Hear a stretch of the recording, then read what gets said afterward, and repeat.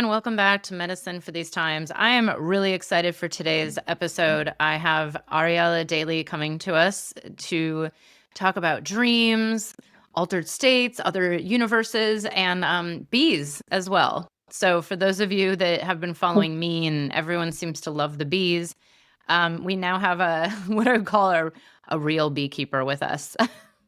Oh, I'm, I don't know. I'm I just think if we love the bees, we're all in it together. I hope so. Hi. I'm such a novice. I'm like, I don't even know what I'm doing. Hopefully in 10 or 15 years, I'll figure it out. Yeah, it's been 15 years for me, and I feel the same about 10 or 15 years from now. I mean, it's amazing. There's always so much to learn, Yeah. right? Like these beautiful creatures seem to be never-ending teachers, and I'm sure it's like anything in life. We're always becoming more masters.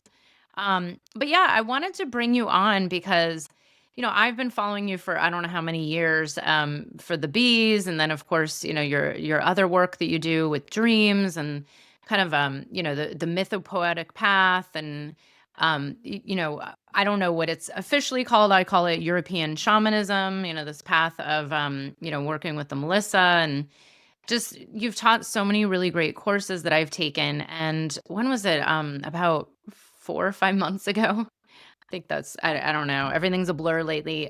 We Yeah. did some dream work Yeah. and wow, I don't know about the listeners, any of you, I would love to hear, but my dreams have been really powerful lately, but especially the last few years. It's just they keep getting more and more clear and powerful. And yeah, that experience with you was really great. So I wanted to bring you on to deepen in, and I know the audience would love to hear about this. But Ariella, I would love to hear a bit of your story. I also because I've interviewed you before on a summit many years ago. I don't think I remembered this piece of you being a musician and like actually, like a traveling career musician.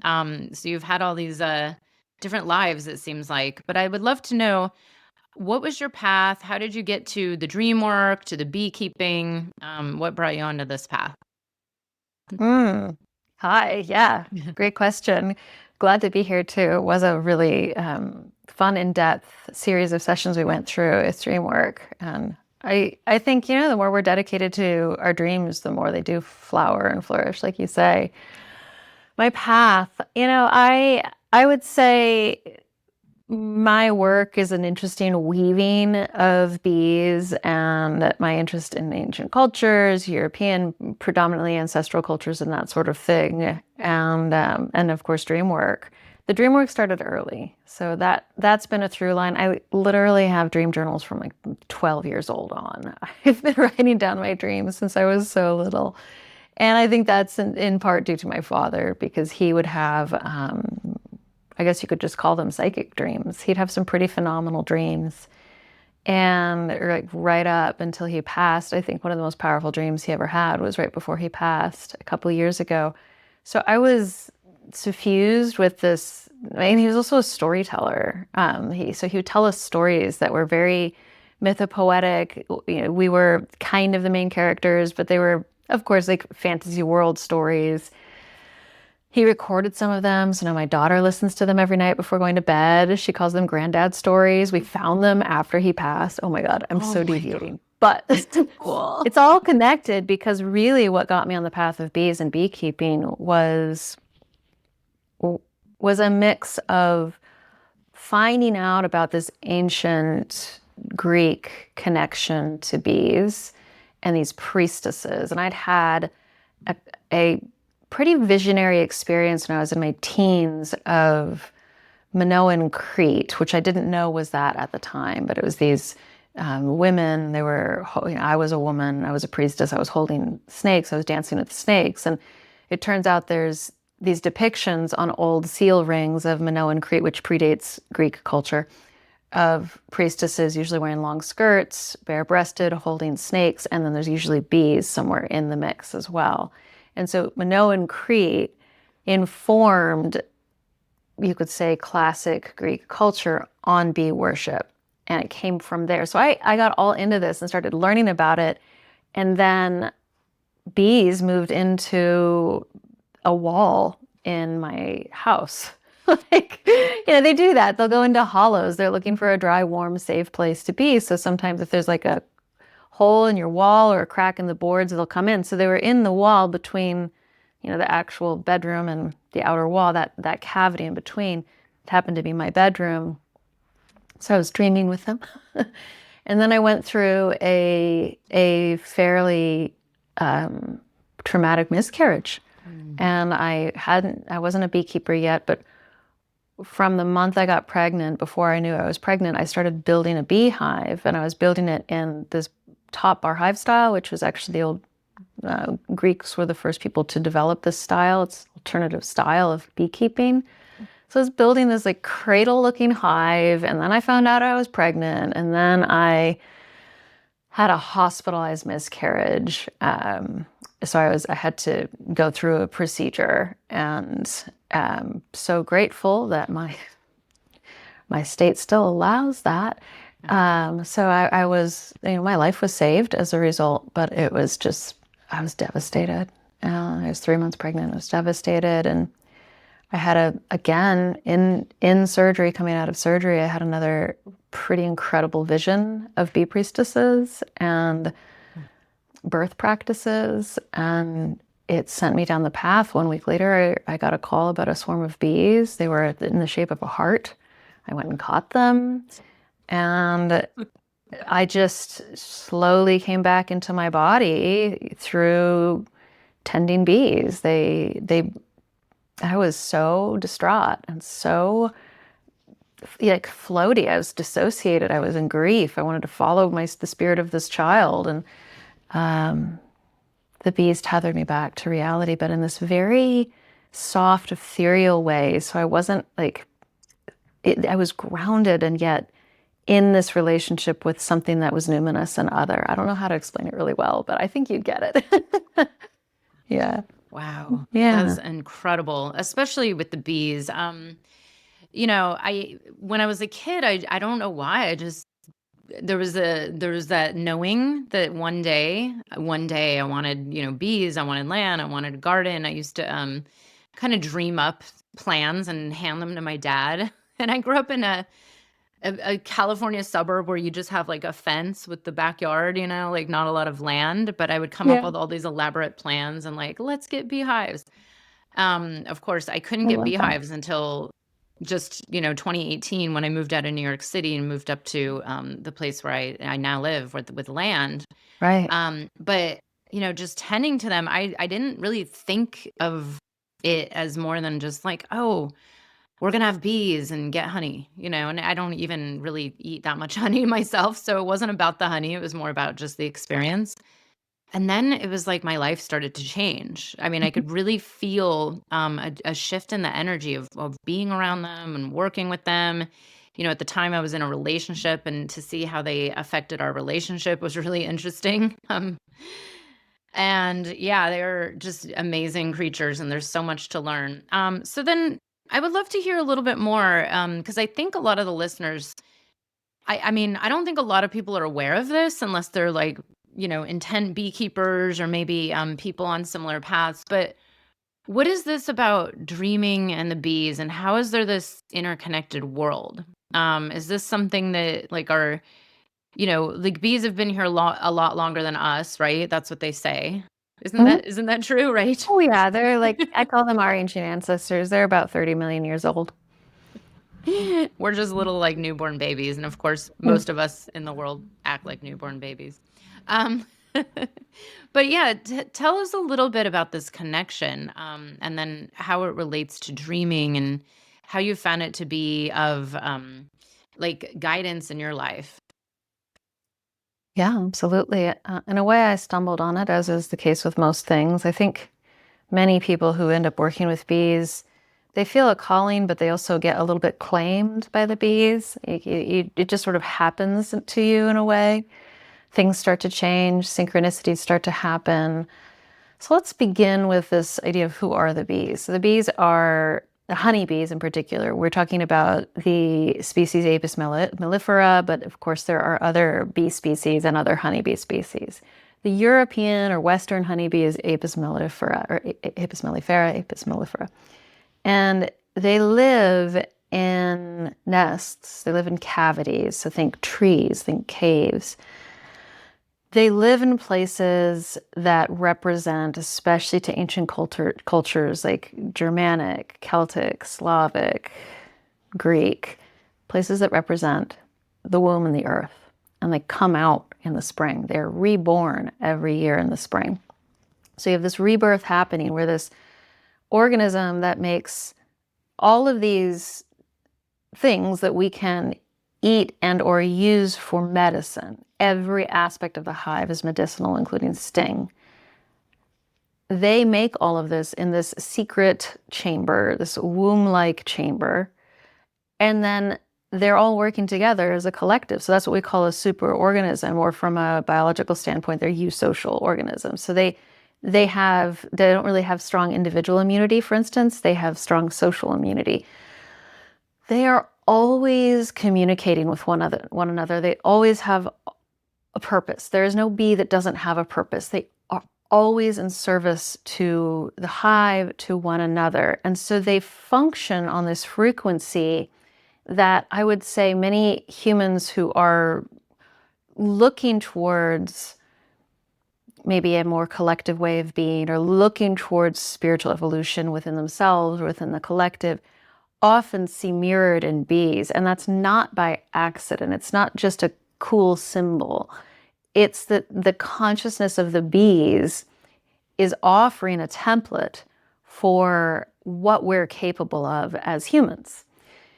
Now, the bees have been associated, if we look especially in places like ancient Greece or Celtic cultures, you'll see that the bees are often associated with the in-between, the numinous, the liminal spaces, threshold locations. So what are those locations? Those are dreams, visionary states, between sleeping and waking, moments when you're really connected with, for instance, music, playing music or something like that, or dancing, these ecstatic states, or states where you are both fully yourself and yet somehow outside yourself or more than yourself. That is what an ecstatic state is.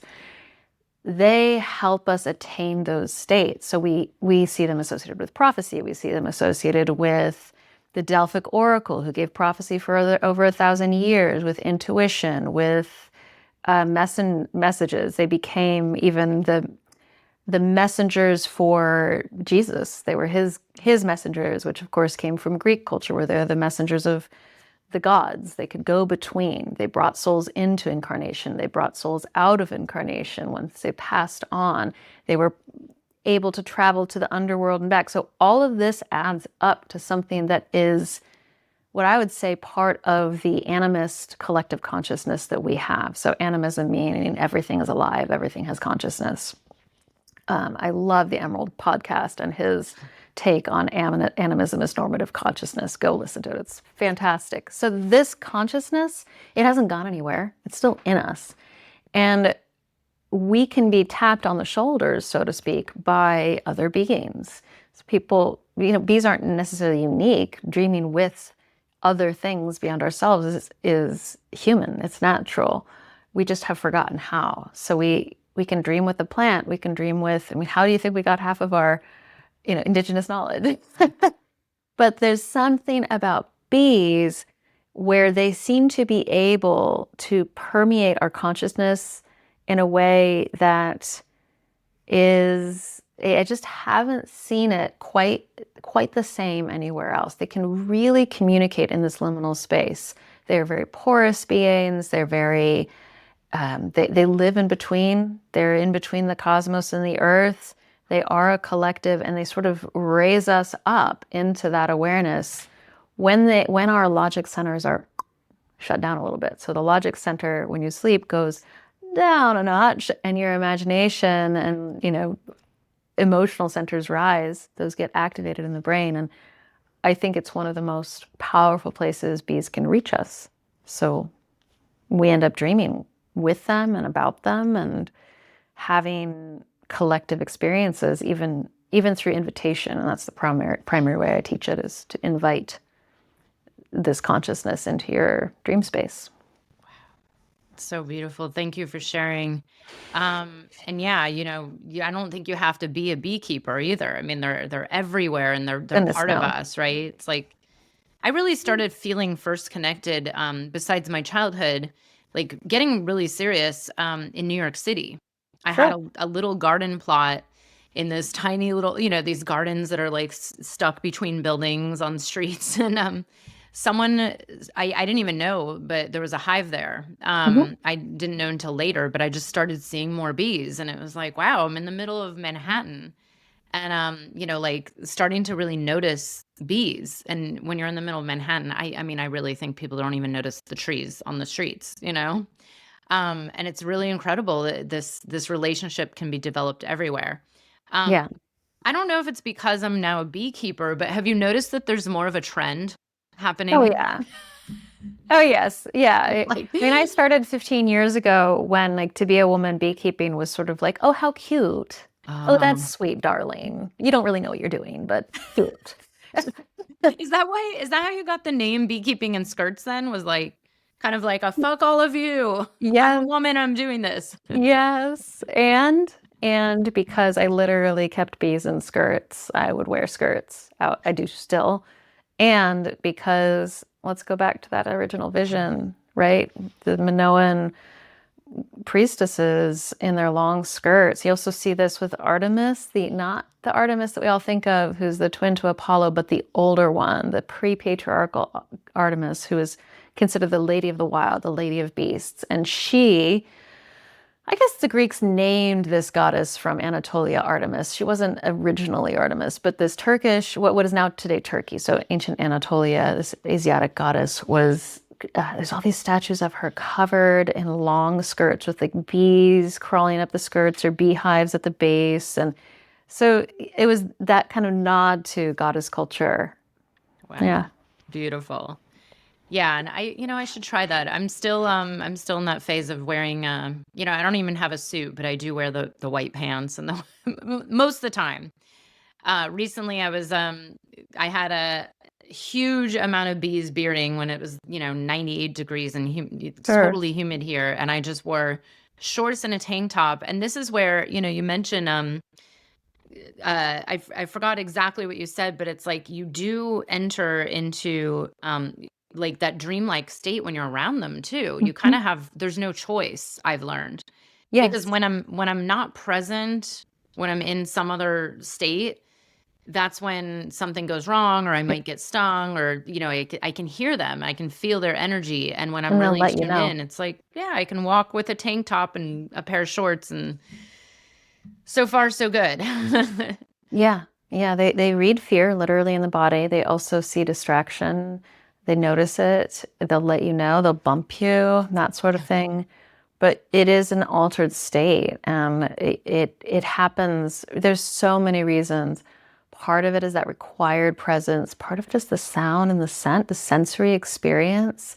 They hum, it is said, at the same vibration of creation itself. If you look in like some of the Hindu texts, they talk about the heart sound of the heart chakra is the sound of the closest thing is the sound of the bees humming. The hum of the hive affects our vagus nerve. It shifts us into a different state of being. So talk about someone going through grief who can't even talk to people about it, doesn't know how to talk about it, and then she's with the bees. This is me. It really it brought me into presence. Like, I'd say that's what happened more than anything. It wasn't so much that I got grounded, but it's like the presence required me to be in my body. Which then, yeah. You got to be in your body to be around bees. Yeah. Yeah, Yeah. and it's this the telling of the bees. I mean, sadly there was my beekeeping mentor, his partner who also worked with him tragically died last year, and Hmm. yeah, I had to go tell the bees. I mean, Yeah. it was actually and now, it was just like a few weeks ago that there was the anniversary, and there was a conversation that I opened again with them about her, because it was very tragic, and I loved her so much. She was really awesome. But yeah, can you speak a little bit more about what that concept is for those? Because I know Sure. there's people out there that are like, I've never heard of any of this, because I hadn't heard about any of this till I started following you. Of course. It's a whole like quiet little subculture going on across many different cultures. Telling the bees. So you have to understand that people, if we're looking at things from an animist perspective, people would have been and were and are still talking to their plants, we talk to our pets all the time. We know how to read a dog or a cat. We're like, oh, they're feeling this or that. And we love to anthropomorphize, but that's a different thing. Anyway, so, you have, if you go back to the perhaps pre-Christian times, you see the old adage, ask the wild bee what the druid knows. Druids being the Celtic, priests or spiritual leaders, and they had the ability to connect and talk to nature. So it's already seated there. But in terms of the historical record, around the 1600s and onward, you have this tradition of telling the bees. Now, at this point, if we look at places like Germany, England, Ireland, it was Christian. And so this became a Christian tradition. They were messengers of God, so they were considered divine beings. Many different writers across time, including Aristotle, raised the bees as somehow beyond not to make them higher than or better than other animals, but like of a different thing, even in German, there's words for animals, but the bees are called the bee folk. So there's a sense of like the community, the citizens, the people. So in the 16th century, and especially getting into the 18th and 19th century, you have this tradition where people are keeping bees. The big ag hadn't taken over. The Industrial Revolution was just starting in the 19th century. So there's still this idea that people just had bees. Churches had carved out places where bees could live in the walls, bee bowls, and all of these different things. And people developed a very rich tradition of needing to keep the bees informed of important events. So, deaths, births, weddings, social unrest, the death of a monarch, the coronation of a monarch, visitors who are coming and travelers who are coming, that sort of thing, to the point that even still today, when Queen Elizabeth died, the royal beekeeper had to go tell the bees. And the telling is specific. It has to be done quietly. Sometimes there's a tradition of knocking on the hive with a little key or the key to the house. And sometimes gifts were given to the bees. Sometimes they were decorated with, black mourning cloth or red and white ribbons for weddings. It's a whole rich tradition of having a chat with your bees. Whoa.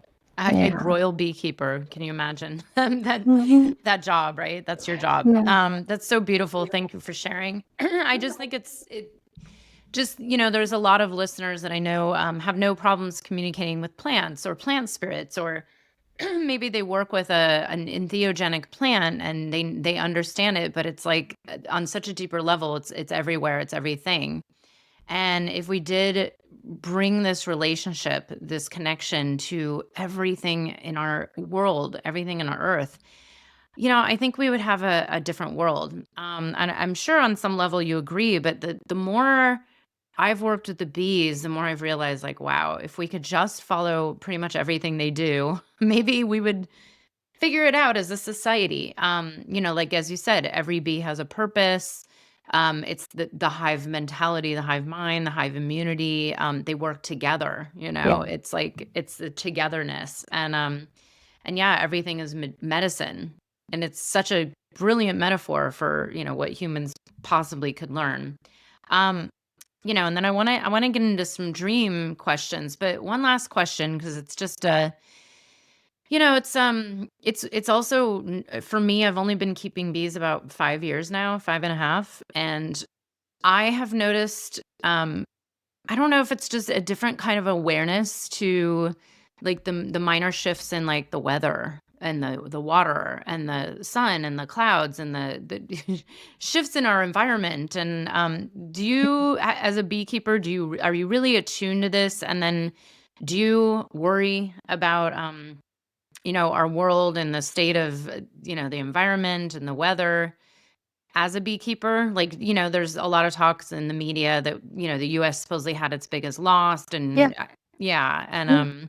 New York had one of their, I think it was 2 years ago, had their lowest honey production year ever recorded. And they say if the bees collapse, we all collapse. But yeah, what is your view on this? And do you think maybe the popularity, like the growth and interest in bees is maybe going to help something? Yeah. Some of us, someone. It's a complex answer because we contain multitudes. So part of me is always grieving, raging, worried. And then when I have conversations with the bees, as in sitting and meditating with them or having time with them or just observing them from a different state of being than the worry. And this is not spiritual bypassing, by the way. I really believe in activism, and I really believe in making a difference because, yes, climate change is real. When it comes to the bees, I honestly think they're more likely to survive than us. They are adaptable in ways we can't even imagine, and yet they're so delicate. It's a very interesting thing, but it brings me back to this. You asked, like, oh, it's so popular now. Yes, it is popular, but what I've received from the bees, what I've gotten to in my years of working with them is they chose it. They are here. They are making themselves known. They are collectively showing up. It is not an accident that they're popular right now. It's not just human interest. They have it's kind of like this. We have this slogan all the time. We hear it all the time. Save the bees, save the bees, save the bees. And my question is always, well, what if the bees are actually showing up to help save us?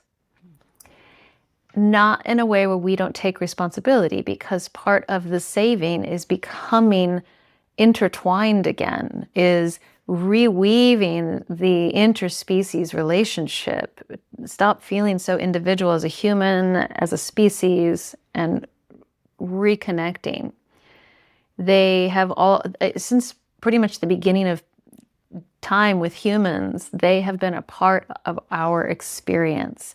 They helped us literally become Homo sapiens through evolution, through the advent of fire and being able to eat pollen and honey, glucose for the brain, helped the brain develop, and pollen, protein digestion. So they helped us evolve. We were honey hunting, as in climbing up in high caves. Just look at the Cave of Spiders in Spain and the depictions there. So they've been moving us along for quite a while. Now, they were really, really dominant in what a lot of people call the birth of the West, which of course was centuries long. But when we talk about ancient Greece and Rome, bees played a really big part. And I think that something that's really interesting to me at this point, let me backtrack just a little bit. I'm not saying that the birth of the West is like the savior of saving thing of mankind. There's so many problems with that. But just the world we live in today was deeply influenced by, for instance, Athenian democracy. Who was paramount in creating specific aspects of democracy, including the idea of equality, of everyone having a vote, of the concepts of humanitarianism? The Melissa, the Delphic oracle, also known as the Delphic bee. She was a bee priestess, a bee woman. She was also known as the Pythia. She was connected to bees and snakes, these creatures that carry both venom and renewal. So she's there. And then at the same time, you have the Eleusinian mysteries going on. Speaking of plant experiences, so the Eleusinian mysteries, this is where there were a lot of things happening all at once. So this was a mystery tradition that lasted for a very long time. It took place at Eleusis, just outside of Athens, and was about the reenactment, a theatrical reenactment of Demeter and Kore and their story, where Kore goes into the underworld and then returns as Persephone and comes back to her mother. What the bees have shown me over and over again is that we do not understand death the way they understand death. And so every time I come to them with all of my sadness about climate change in the world and how do I save the bees and what do we do about the parasitic mites, they're kind of like, yes, all of these things need to be taken care of. And my darling, you still don't understand like how we cycle. You don't understand death. Well, the Eleusinian mysteries, the priestesses that ran them were the bees. That was their name. So these mysteries open to all kings and lords and whatever the names were for royalty and slaves, anyone could go. Here, people were going into experiences guided by the bees. There were many steps, but on the night before the final initiation, they went into dream incubation chambers, and they called on the gods, specific gods, to give them dreams. So you have the Melissa and the dream incubation, and then you have Demeter and Persephone, also called bees, or bee-like, or honey-like. Demeter was called the bee. And then you have this final initiation, which scholars still today do not know exactly what happened in there. They don't know what people took. They know they had a drink. They know the drink was likely psychedelic, most likely the ergo wheat, or barley actually. So the same substance that's in LSD was found in this particular region, growing abundantly in this particular part of the world at Eleusis. These bee maidens, these bee priestesses, they tended that barley year round. So they're tending the barley. They're mistresses of this substance that gives one the experience of death before death. And that is what people came out of the Eleusinian mysteries feeling, is an experience of no longer being afraid of death because they'd experienced death before death. So in terms of like what's going on with the bees right now, I feel like they're knocking on our door being like, we've done this before. We have a template. You know, you remember, and we're just waking you back up because we're going through a collective initiation, and we'd like you to come with us. We've been in relationship with you for a while. Yeah, might not, but we would love it. So that's my take. Yeah. Yeah. So beautiful. I know. I was going to say, you said the word initiation, and, there's so many, there's every culture, which I would say we lack here, at least here in America. There's, I don't want to knock America, but, there is no initiation built into our culture. No. Maybe some of us, some lucky ones that grew up, like some of my friends are raising their children in a totally different culture, like right down the street from me.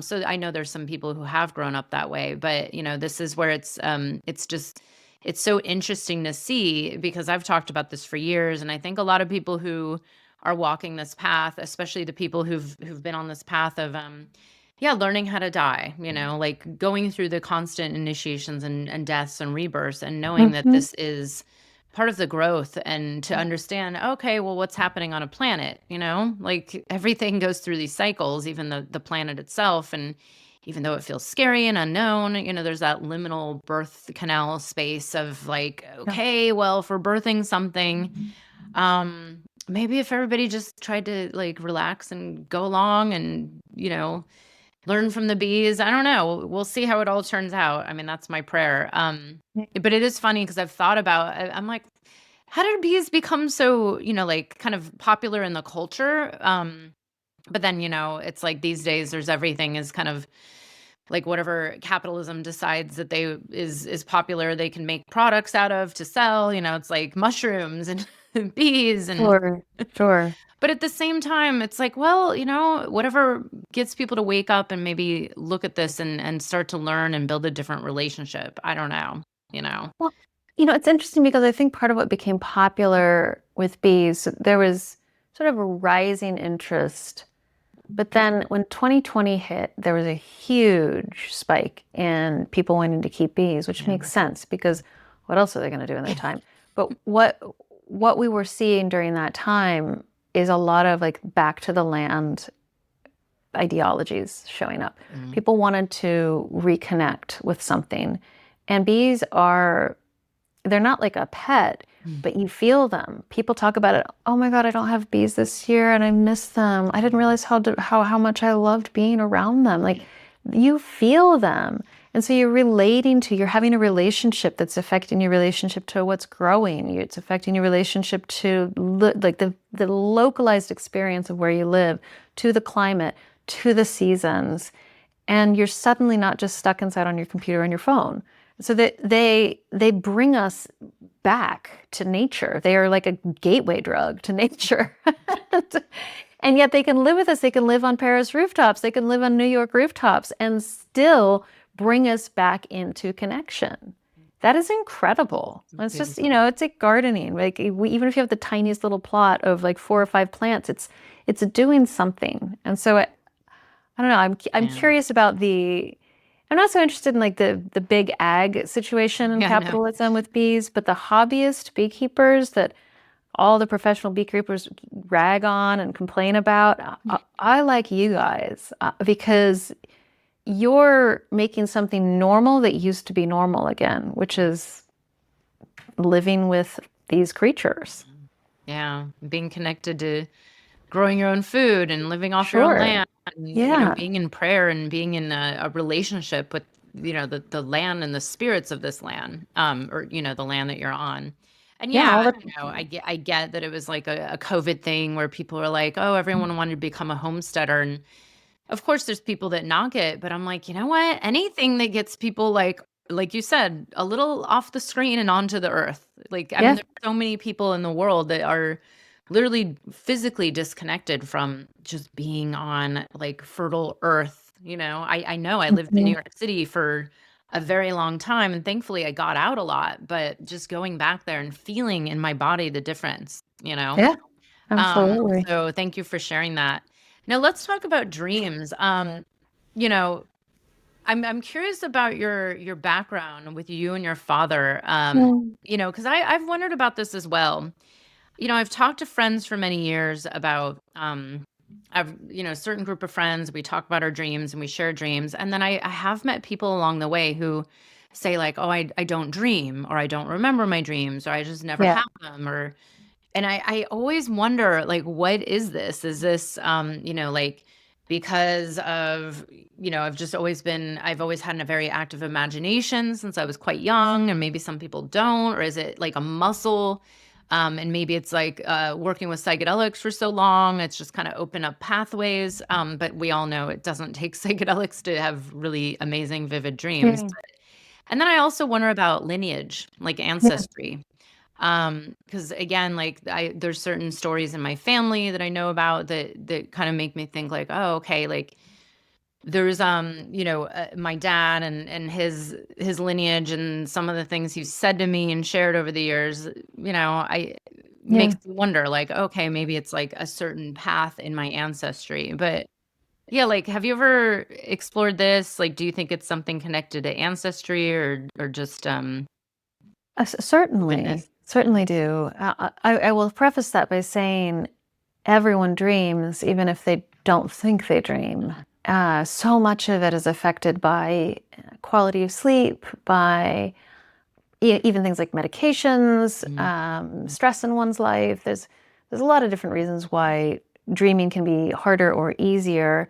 And again, like you said, like some people are super imaginative, really tend to be on the more like visionary, visual, creative path. But I do think, and we see it in myths and legends. If we look at the Celts, for instance, I spent a lot of time studying the Celts before I got into the Greek cultures, and they have, they have lineages of dreamers, and to be a dreamer is very close to being a seer or can be a seer. So you can be a dream seer, or you could be a poet seer. That was with the bards. They were poet seers. So they wrote poetry, but it was visionary, seer with a capital S. So we're talking about intuition, psychic, seership, that sort of thing. And there were dreamers passed down through lineage who could dream for the clan, who could dream for the tribe. So I do think that there's something to that. I mean, I know that my father was He was probably more of a psychic dreamer than me, in certain ways. He had some wild experiences. And then his mother also. So it's from my father's mother's line. My sisters never got really that into it. And one of them is very intuitive, but doesn't focus on dreams. So I think it's a predilection towards it, sort of a calling. And you can have that calling and not be able to remember your dreams that much. It is a muscle. You can develop dreaming. And like you said, the environment that we create affects our dreaming. So if you're, for instance, working with ethnobotanical substances, that's going to open your mind up. I'm not saying that's the only path, but that's one. Or if you're working with really creative, being in a creative state, or if you're on your phone scrolling for an hour before bed, that's not going to help your dreaming so much. But if you're reading a book that's really imaginative or interesting, or a story that you're following, you're opening up pathways of imagination, because you're not visually watching reels, you're watching it in your mind. So these are muscles that we create and that we work. Yeah. Yeah, beautiful. And it's funny, I've noticed, yeah, the more I'm intentional about the interaction with them, after in the morning, just, Oh, even yes. having conversations.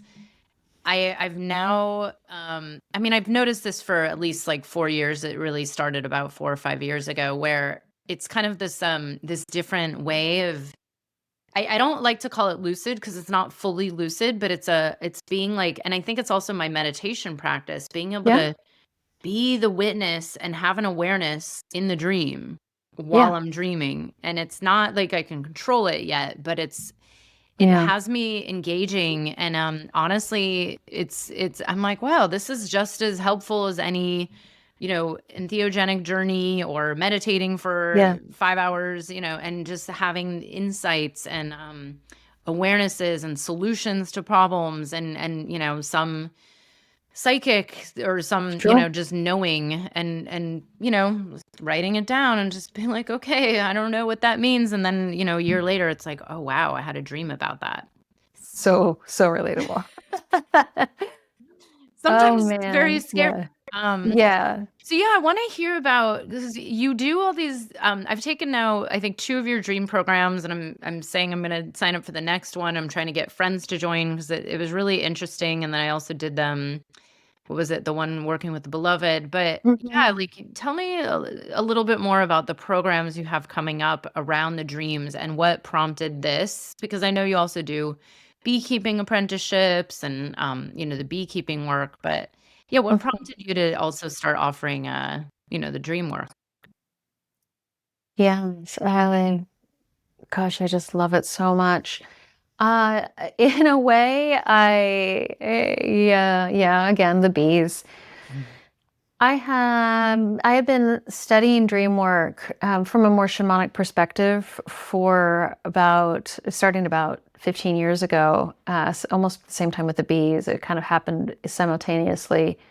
And the bees sent me dreams that made me realize I was dreaming with them and about them. Not always of bees either. Like, I think that's a big thing is people think, okay, oh, well, she can dream with bees because she's around bees all the time. It's like, I'm not always dreaming about actual hives. I'm dreaming with this awareness that they are influencing my dreams. And that's the first class. It was just like, well, this is interesting. This intentional dreaming. Like they invited me, but then I kept the invitation going. I kept inviting them in. And so I started teaching Dreaming with Bees, which is the kind of my flagship class, you could say. The the main thing for me is this idea of intentional dreaming. Intentional dreaming is is an invitation. So it's setting a strong, it's almost like you're creating a strong container. You're shaping a pot. You're shaping a vessel at the potter's wheel. An analogy that a mentor of mine once shared. And this, you need to be like listening to the clay, what the clay wants to become, but also holding pressure so that it can become. And that pressure is the intention, is the saying, this is important. I'm gonna dream with this energy, or I'm gonna dream for guidance about whatever it is in your life, or I'm gonna dream to learn more about my ancestral lineage on my father's side, whatever it is. And then you're doubling down on that by choosing to, one, act as if the dream was answered by that intention. So this acting as if, it feels like you're faking it at first, but if you do it enough, you start to identify, oh, well, with that dream, I kind of just lost the thread, but that dream really was answering it. How interesting, how curious. The second piece is to write down your dreams. We only want to write down the really cool ones. Write down the boring dreams, write down the feeling you had, write down the tiniest fragment you got left with, because it's doing a few things. It's telling the dream itself that I acknowledge you and you're important. It's telling the spirits that are with you, that are guiding you, the allies that might show up in your dreams. It's a place where spirit allies can reach you and speak to you. So it's saying to them, yes, I am signed up for this. Let's do this. And it's creating a habit, which is going to unlock patterns in your brain that eventually give you more and more access to remembering your dreams. So it's a really good thing to do. A lot of times we don't want to, because like, oh, I just had that really boring dream about like being at the grocery shop and forgetting my wallet again. Like, write it down, because maybe this time at the grocery shop, as you're writing it down, you realize that when you looked over your shoulder, there's this bouquet of really, really vibrant tiger lilies. And, suddenly that's oh, interesting. Why are there tiger lilies showing up? What do they mean to me? But also, what do they mean to themselves? And where do they grow? And what do they mean to other cultures where they grow? And I'm so curious now. And oh, it turns out they're really good for healing this, this, and this. And oh, how interesting. I'm also dealing with that, and that. And so it all spirals because you were paying attention to your boring ass dream. Okay. So what am I teaching? I teach dream incubation, and I teach intentional dreaming. The class you're talking about right now, it's dream incubation. So it's all about, at first, how these ancient cultures, particularly ancient Greece, worked with incubation temples and chambers. People would pilgrimage to these sites, and they would go in prepared, ritually prepared to have sacred dreams that were healing dreams, meant to receive healing, either miraculous healing, healing direction, prescriptive healing, that kind of thing, through their dreams. So healing came through dreams first, and then the application second, so the medicine second. This course is a 4-week course that prepares us for a night of dream incubation. And it's all online, so you'll be creating your own dreaming space, your own dreaming temple, and that sort of thing. And then dreaming intentionally. It's actually, I'm doing this as a retreat as well in Greece in September. It's sold out, but still. So a dream incubation retreat or a class, and then after that we work with integration and collectively mirroring the dreams for one another to see how our intuition wants to reflect back what came up. Yeah. So that's the main one coming up next. And there is a Dreaming with Bees class happening in October. Yeah. Oh my God. I don't even think I saw that you were having a Greece retreat. I'm like, how did I miss that? That sounds fun. Because I put it out in my newsletter and it sold out in 24 hours. That's why. Okay. Oh, whoops. Oh my Okay. God. So it'll No happen way. again. It happens to be on the island of the beekeeping god, which I didn't know when I signed up for it. Love the bees for that. Thank you. Turns out his name is Ari Steas. I was like, cool. I'm Ari. So right on, guys. Yeah. So, and it's all connected to the star Sirius and the water nymphs. So we're going to Greece. And then I come back and get ready to launch my year-long dreaming program. So that's in Dreamer September, Sanctum. Greece, September? Greece is in September. We're going to be on retreat at the same time the Eleusinian mysteries would have been taking place. No way. Oh my God. During Maybe the if someone eclipse. drops out, I should go. Or Yeah, you probably have like a waiting I will list. let you know. Yeah. Beautiful. Yeah, it's been really interesting. I was just telling someone the other day how I had this one dream, and 2018, and I never wrote it down, but it was just so powerful, it stuck. And, it was, I don't even wanna get into the details of it, but the awareness of what it showed me, has played out, like, over and Mhm. over and over. Um, and it was kind of just, it was a way of, like, keeping myself, healthy around a certain thing Mhm. that a lot of people are susceptible to around here. And it was really interesting because it's like I've had these healing dreams where I've been shown things happening in my body, or like images that I'm like, I feel like that's telling me something. And Yeah. it's turned out to be true. So it's like my dreams have actually been, I mean, not always, but very, very, very often in the last, at least like 8 or 9 years that I've noticed, the dreams have been guiding me towards the cure, like the Absolutely. healing. Yeah, that's why you write it down. I mean, not that's fine that you did it in 2018. I have plenty of dreams like that, but the idea of writing it down and starting to notice the arc of what your dreams are trying to tell you and giving you information and letting you know where there's imbalance or giving you guidance towards healing or actually doing portions of your healing or receiving, like I'm a full believer and experiencer of receiving direct healings in dreams or receiving what we might call shamanic healings or soul retrievals in the dream state and then integrating it afterwards. Yeah. Wow. I've had that, just recently I had, some cranial sacral work done by a woman who's just freaking like, I call her my shaman.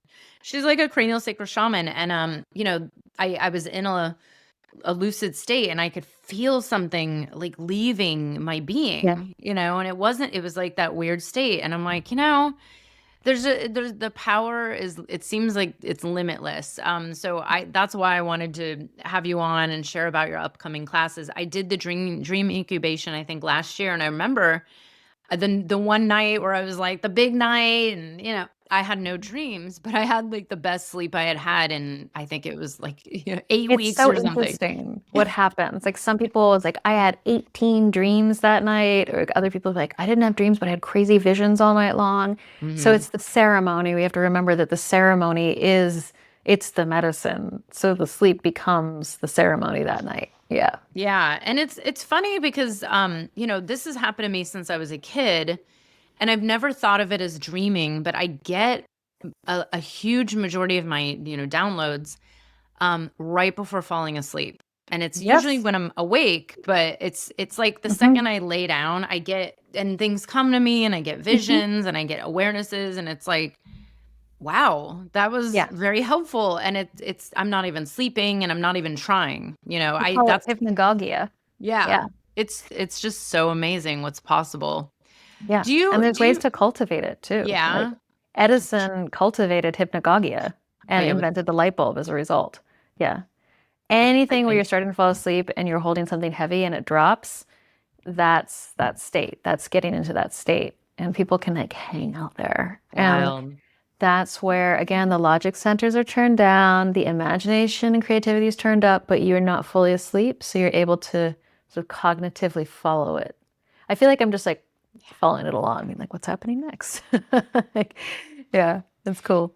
Do you feel like you've noticed, because I always wonder about this with the collective around the world, and a lot of people say, kind of like you said about the bees, maybe it's growing in popularity because they're here for us in some way. I believe this with certain plant medicines, or maybe with the Sure. whole entheogenic experiences. It's like, okay, it's coming into the mainstream, even though it's ancient, for a reason. Yeah. And I'm wondering about, the idea of, because I always try to approach everything with care, to know that, like, well, we don't really know what's going on, but I think we all have an awareness that there is a shift in consciousness. Sure. Yeah. And I've noticed, just even being a coach, like the speed at which people change is so different than Yeah. even like 7, 8, 9 years ago. Yeah. Do you feel like there's a shift in dreaming, like on a in the because it's like, I mean, we're all together on this consciousness, but do you feel like you've heard more stories of people having more experiences in like the psychic realm or prophetic dreams, which that's a whole other thing I could talk about. It's been happening to me since I was a kid. But do you think like as a collective, we're gonna start literally dreaming together in a different way?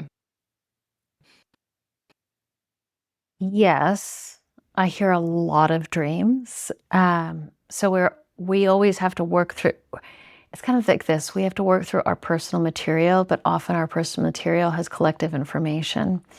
And I've had the extreme honor to host dream activism collective dreaming experiences. So one of them I'll do, like I love to do a Yuletide one. It's always free. Like everybody can dream on the same theme, but what happens when, for instance, everyone's dreaming to listen to the messages from water?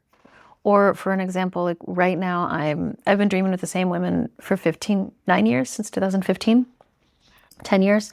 And we're going through the elements twice now, 2 rounds. Every 2 weeks we dream with a different element, and we are asking the question, what does water, what does earth, what does air need us to know about healing the earth? And then it became, what does it need us to know about the evolution of the earth? And when you put them together, the synchronicities are insane. It becomes one dream, which is very bee-like. This is the bees. They are one organism. It's the sense of the one dream. And yes, as a result, I have gotten the chance to see some really incredible synchronicities that are so much more than a coincidence. These groups of people that I'm gathering together, dreaming collectively, the messages coming through are really on point. And so absolutely, there's a collective shift happening, and I think everyone can start to access it. Even just why they're coming in the first place is often connected to some kind of dream they had or some kind of experience. It's definitely ramping up. Yeah. Ooh, this is so inspiring because a friend of mine, I keep saying I want to start a dream circle because Yeah.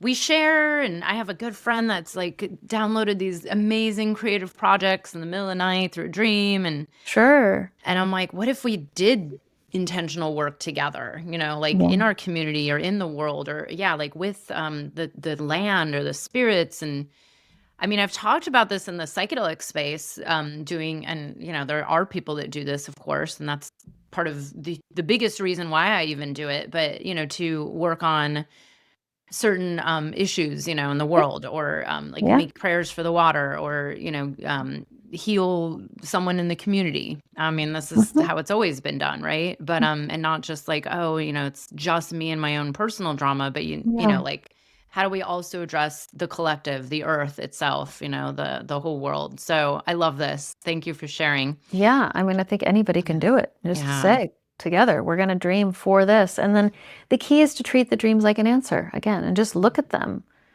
intuitively, physically, feel the dreams and see like what is if we look at them as one dream, what's showing up.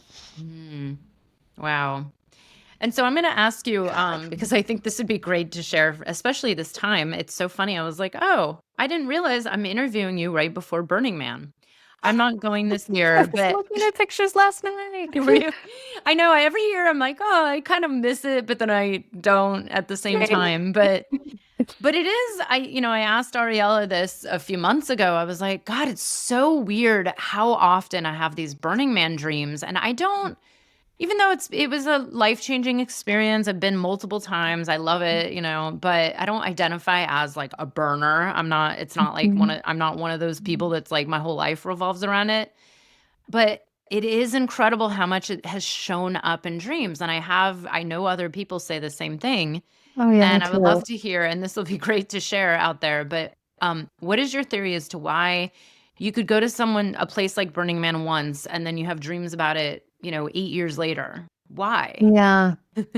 I think there's a few places like that. I think sacred sites can be that way. I cannot tell you how many times I've dreamt about Glastonbury, Mm, Shasta, yeah. but I think that there's something different that feels like earth dreaming. And while there's an incredible earth feature at Burning Man, it's this incredible desert. So that's influencing our dreams. We're so altered. It's all, even if you don't take a substance the entire time you're there, you are in an altered state the entire time. It's so foreign to your everyday reality. And behind it, yes, I know it's been over commodified now. Yes, I know people don't always come with, they just come to party or whatever it is, but behind it is collective intention of creating a space that people surprisingly adhere to very well. So we get to see collective action. We get to see collective action in devotion towards community and specifically beauty. This is something the bees really do. Like beauty in the form of art and expression, commentary about our social state that we're in through art. Where can you go in the world where you can interact all day long with living art?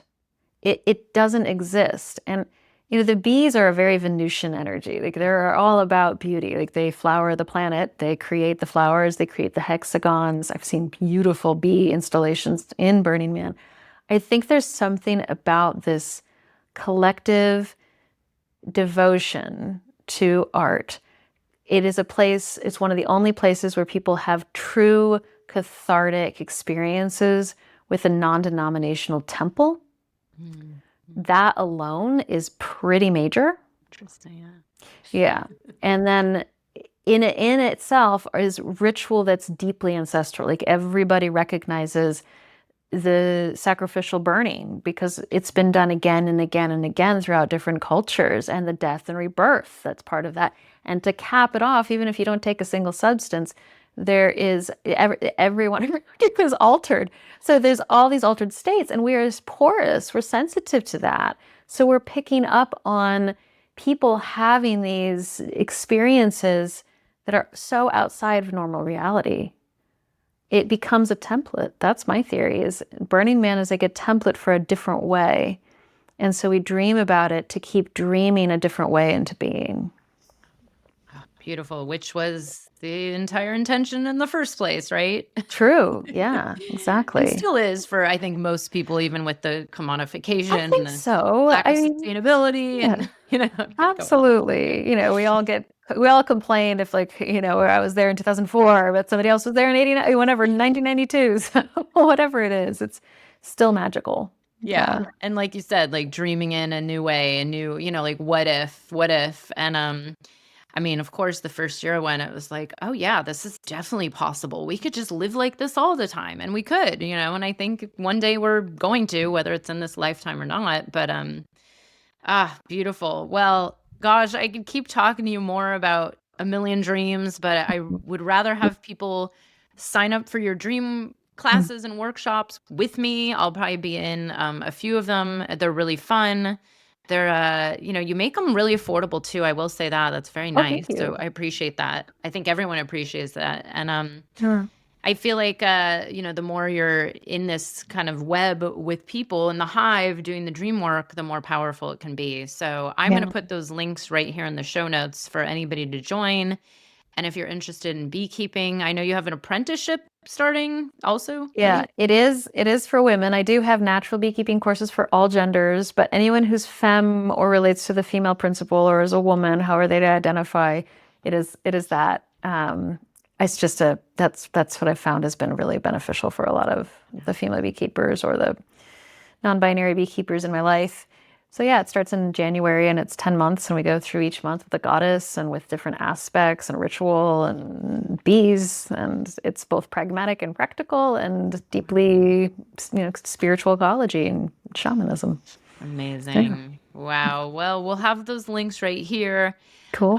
Ariella, it was great to have you here. I really appreciate this so much. If I don't just end up going to Greece with you, I'll see you in your program coming up very soon. And thank you so much for the work you do and being a voice for the bees and for the earth and, the beauty that we're bringing in. So I really appreciate it. I love following you. I love the Absolutely. stories you share, and yeah, keep on doing this. Yeah.